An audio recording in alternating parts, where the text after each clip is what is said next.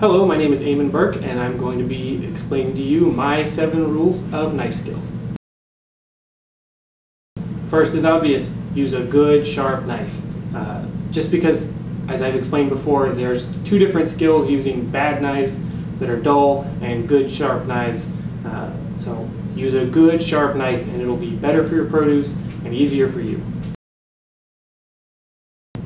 Second may seem a little unusual, but don't overuse your knife. You don't want to use your knife for every single thing when you're taking your food apart.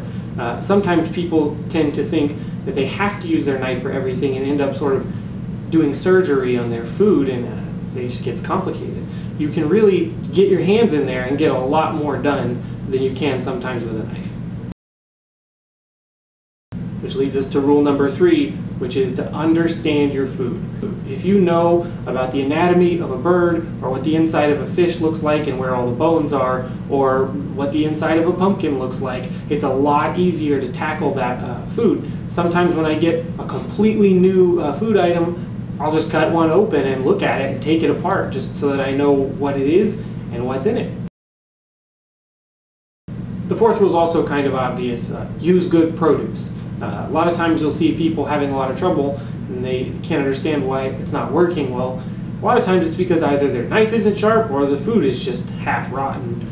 If you use good quality produce, you'll have a lot better time. Rule number 5 is to work comfortable. Stand comfortable. Hold your knife comfortable. Keep your counter at a comfortable height, and don't stress. Don't tense up. Just try and be relaxed and work comfortable. Number 6 is to let the knife do the work for you. There's an old misconception that letting the knife do the work means getting a knife with a big, thick spine that's very heavy, and picking it up and dropping it mercilessly onto your food.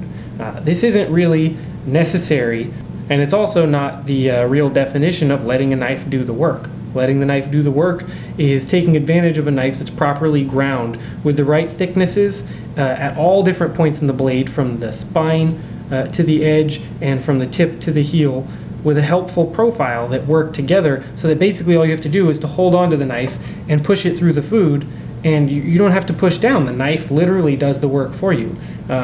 This isn't a miracle. Every knife in your kitchen should be able to do this without any sort of problem at all points in time. I don't keep these knives exceptionally sharp just for these videos. This is how every knife in my kitchen is all the time, because these knives are ground properly, so they really do all of the work for you. And rule number 7, probably the strangest one, is to believe your knife is going to cut something.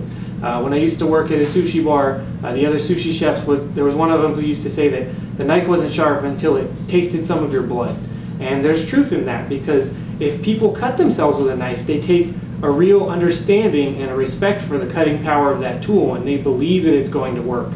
And if you believe that a knife is going to cut the thing that you want it to cut, your body will make different adjustments and small alterations to how you're working, and it will make things work when normally they wouldn't be working. So now you know the fundamentals of using a knife, so go cook something.